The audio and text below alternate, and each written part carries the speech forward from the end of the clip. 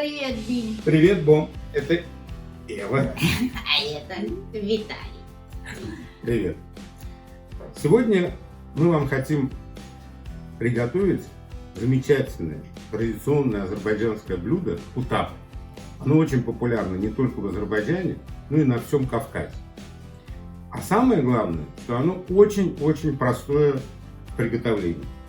Это быстро, вкусно и замечательно готовится. И это очень полезно. Почему? Потому что тесто не дрожжевое. Ингредиенты теста это мука, вода, соль и немножко масла. Готовятся кутабы на сухой разогретой сковороде, и этим существенно отличается от пирожков и чебуреков. А начинки? Начинки могут быть какие Совершенно угодно. разные. Здесь полный простор для вашей фантазии. Конечно, традиционно делаются кутабы с мясом, кутабы с зеленью, кутабы с тыквой. И мы сегодня, кстати, хотим попробовать вот это все и приготовить. Но разнообразие начинок колоссальное. Можно готовить с сыром. Добавляют сыр к зелени, это в последнее время очень популярно. Можно готовить с лоби, да с чем угодно. Да, Чем, делают что с фасолью, делают с разными видами мяса. У нас, кстати, сегодня куриный фарш, хотя традиционно делают Конечно. с бараньим Понятно. фаршем. Но мы взяли то, что было у нас. Как раз показать, что из любого продукта можно приготовить кутаб. У нас 200 грамм зелени, по 50 грамм шпината, укропа, кинзы, петрушки и пару листиков мяты. У нас 400 грамм нарезанные кубиками тыквы, 200 грамм мелко нарезанного лука, 50 грамм гранатов, по чайной ложечке сухой зелени, это нам для фарша пригодится, петрушки, укропа и мяты сушеные. Ну и особая пряность – это сумах, которым мы будем посыпать наши кутабы. Самое главное, основное составляющее правильного приготовления кутабов – это тесто. На 600 грамм муки нам понадобится 300 мл воды, горячий. 2 столовые ложки растительного масла и чайная ложечка соли. И все. Да, для теста все. С чего начнем? С приготовления теста или подготовки начинки? Я предлагаю сделать так. Давай мы с тобой вначале замесим тесто, накроем его и дадим ему чуть-чуть отдохнуть, потому что начинки приготовить очень быстро. У нас уже практически все готово. Зелень нам надо нарезать, потушить тыкву и, в общем, мы можем приступать. Поэтому мы замесим тесто, уберем в сторонку и быстренько сделаем начинку. Поехали? В муку высыпаем 1 чайную ложку соли и перемешиваем. Делаем в середине небольшое углубление и выливаем в него 2 столовые ложки растительного масла.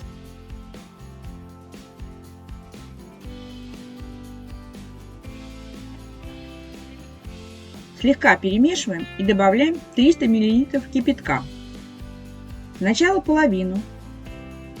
Перемешаем. Потом вторую часть. Мешаем ложкой, чтобы не обжечь руки, так как вода очень горячая. Как только тесто чуть-чуть остынет, начинаем замешивать руками. Сперва замешиваем в нашей емкости, чтобы вся мука с бортиков собралась. Потом продолжаем уже на доске. Так удобнее. И на доске хорошо формируется текстура нашего колобка. Тесто должно стать мягким, эластичным и не прилипать к рукам.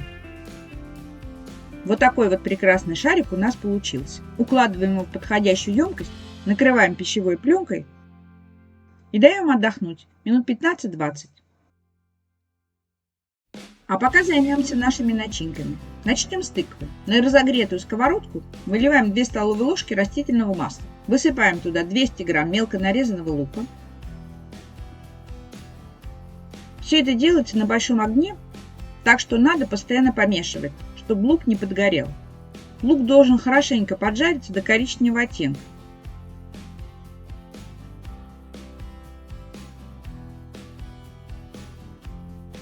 Как только он готов, выкладываем туда 400 грамм тыквы и все перемешиваем.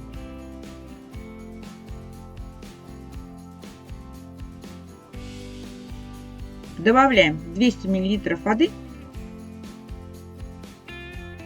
закрываем крышкой и оставляем тушиться на среднем огне. А пока займемся зеленью и фаршем. Сначала нарежем зелень.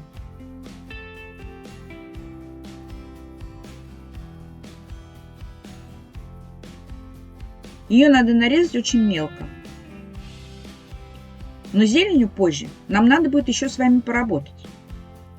А теперь перейдем к фаршу. Солим, перчим его по вкусу. Добавляем сухую зелень.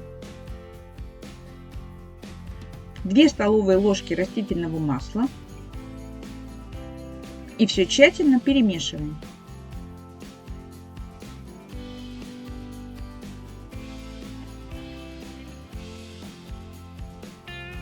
Возвращаемся к тыкве. Ее надо посолить и поперчить. Как обычно, подбирайте количество, как вам нравится. Мы добавили чайную ложку соли и пол чайной ложки черного молотого перца. Перемешали, закрыли крышкой и оставили еще минут на 10. Проверяем готовность тыквы. Она должна стать достаточно мягкой, чтобы ее можно было раздавить ложкой. Но удобнее это делать вилкой. Превращаем тыкву с луком в пюре.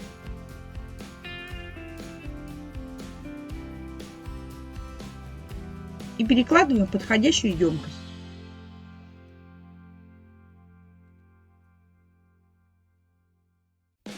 Итак, пока наше тесто отдыхало, мы приготовили все наши ингредиенты. Видите, вот она, мелко нарезанная зелень. Вот наше тыквенное пюре. И вот наш заправленный сухой зеленью, солью, перцем И фарш. маслом фарш. Можем приступать к самой интересной части? Да, мы сейчас будем приступать к самой интересной части, то бишь лепить лепешки. Вначале мы раскатаем, потом будем укладывать наши начинки. С чего ты хочешь начать? Я предлагаю начать с зелени. Как Давай, тебе? начнем с зелени. Начнем с зелени, потом с Ну, тыквы. по чуть-чуть, По чуть-чуть. чтобы хватило всего, потому что у нас ингредиентов достаточно много. Мы потом вместе посчитаем, Мгм. сколько идет ингредиентов на какие кутапы. Пока вроде как кажется, что мы сделали их с запасом. Начали. Начнем. Присыпаем рабочую поверхность мукой. Еще немного месим тесто.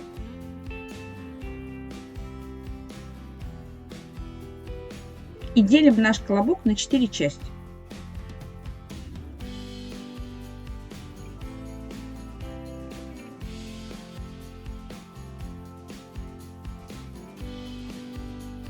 Скатываем 4 шарика.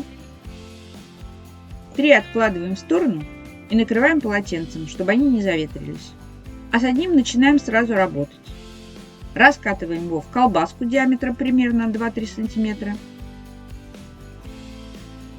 И делим на 4 равные части.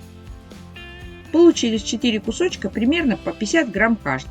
Сначала кусочек теста разминаем в круглую лепешку. И начинаем раскатывать.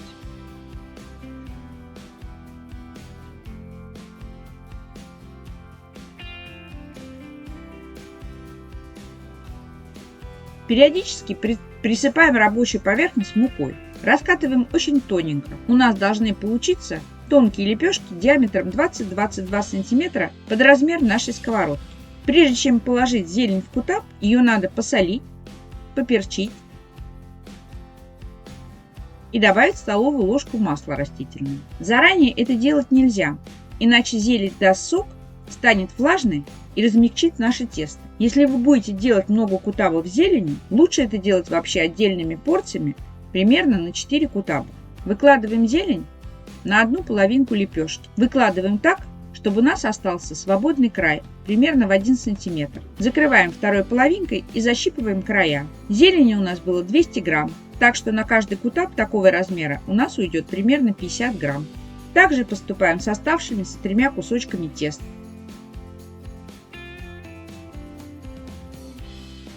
На сильно разогретую сухую сковородку Мы взяли обычную для блинов. Выкладываем по 2 кутаба и слегка их придавливаем. Минуты через 3-4 переворачиваем. На них должны появиться такие коричневые пятнышки.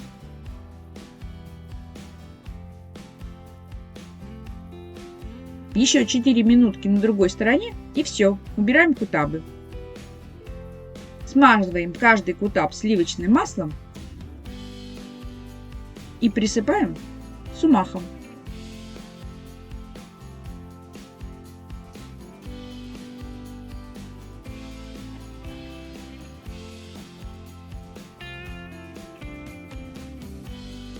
То же самое проделаем с 2 оставшимися. Точно так же готовим кутабы с тыквой. На раскатанную лепешку выкладываем тыквенное пюре и размазываем тонким слоем.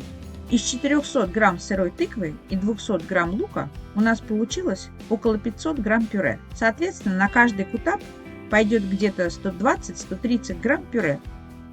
Посыпаем наше пюре зернами граната.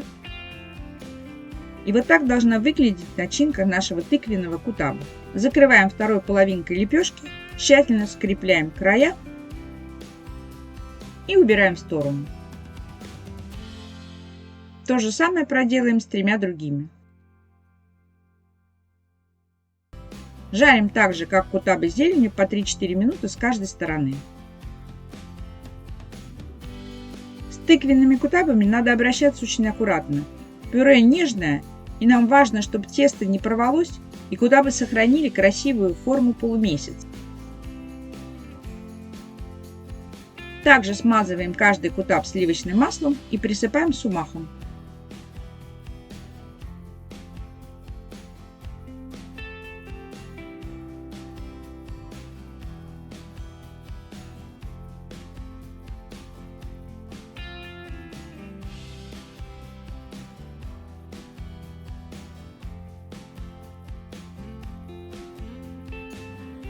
Ну и, наконец, кутабы с мясом.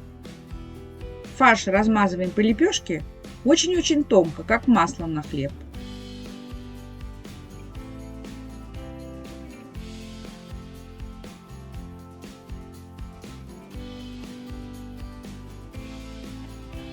«200 грамм фарша хватило как раз на 4 кутаба, по 50 грамм начинки на каждый. Повторяем весь процесс жарки таким же образом, как это делали с 2 другими нашими начинками.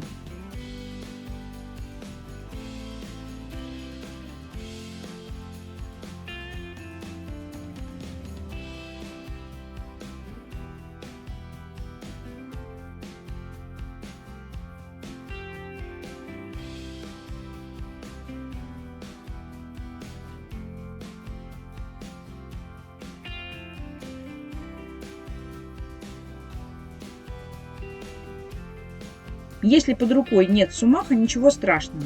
Достаточно смазать кутабы маслом, и они будут такие же вкусные и ароматные. Ну что, процесс приготовления кутабов завершен? Как я люблю этот момент, когда уже есть итоговая прекрасная картина. Наше блюдо готово. У нас получилось ровно 12 кутабов. По 4 штучки каждого. 4 с тыквой, 4 с зеленью, 4 кутаба с мясом. И вся абсолютно начинка у нас ушла. Ювелирная работа. Как в аптеке.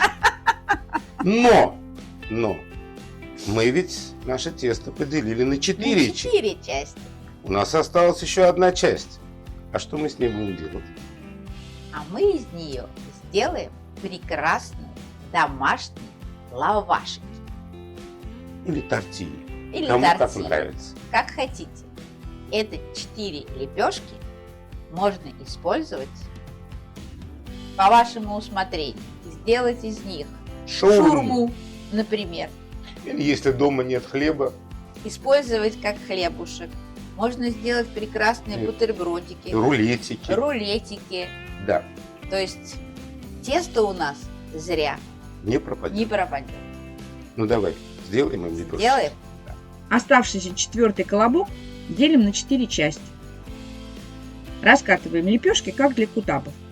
Но в этом случае, если хотите, можно сделать их потолще. Бросаем их на сухую, сильно разогретую сковороду. Минуты 3 и переворачиваем лепешку. Вот так должна выглядеть поджаренная сторона. Еще 3 минутки и все. Лепешка готова. Убираем на тарелку и также поступаем с 3 другими.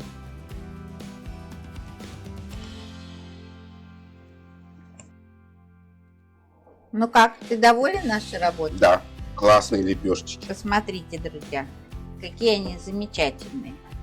Такие кругленькие, как солнышки. Смотрите, как они скатываются в рулетики.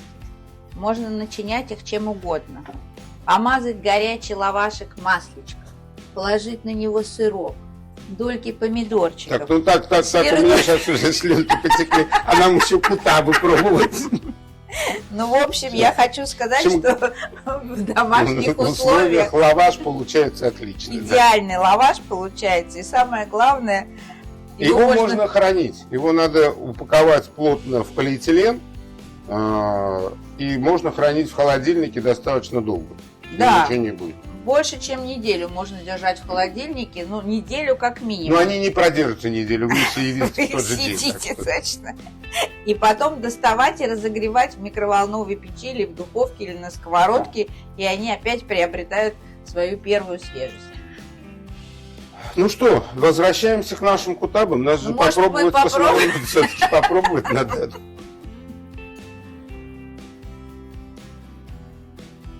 Ну, наконец-то можно уже попробовать. Да, это вот это самая кульминационная, самая любимая часть наших видео.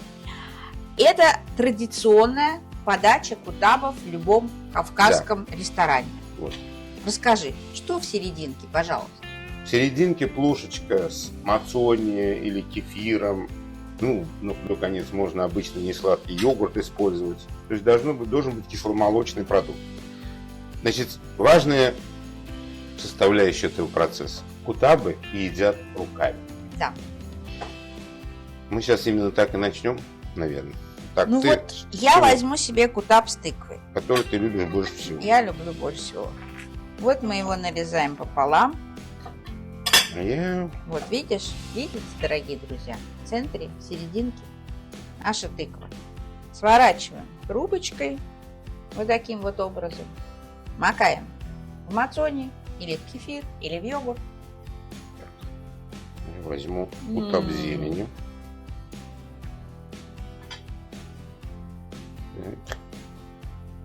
Непередаваемое удовольствие. Вот, собственно говоря, если его разрезать, вот такая вот у него Прекрасная замечательная зеленая начинка. Да. Ну ты уж прямо совсем, прямо вот так вот. Прямо уж вот так. Не надо так, подождите. Я интеллигентный. Ложечкой вот так положу. Вот.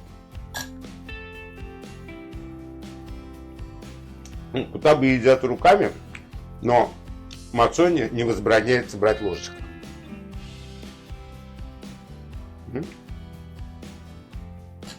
Ну, расскажи, как тебе? Вкусно? Вкусно? Да. Ну и самое главное, это быстро, это очень легко, это реально вкусно и сытно. Ведь мы сделали всего 12 кутабов. Ну, 4 лепешки не в счет, это как бы бонус нашего теста. Но таким количеством кутабов, в принципе, Да, ну, человека 3-4 человека наедятся запросто. Но имейте в виду, друзья, это горячая закуска. Она подается с пылу жару. Но если вы не съели все кутабы, и они у вас остались, и вы убрали их в холодильник, на следующий день, так же, как и лепешки, можно подогреть, и они будут такие же вкусные, ароматные, и доставят вам очень много удовольствия. Согласен? Полностью. Надеюсь, что вы попробуете приготовить, и у вас все получится. Подписывайтесь на наш канал. Мы всегда вам рады. До свидания, Пока, до новых пока. встреч. Очень вкусно. Очень вкусно, очень. М-м. Ну что, съемки закончились, можно нормально поесть наконец. Сколько можно терпеть? Вот так. Кругом.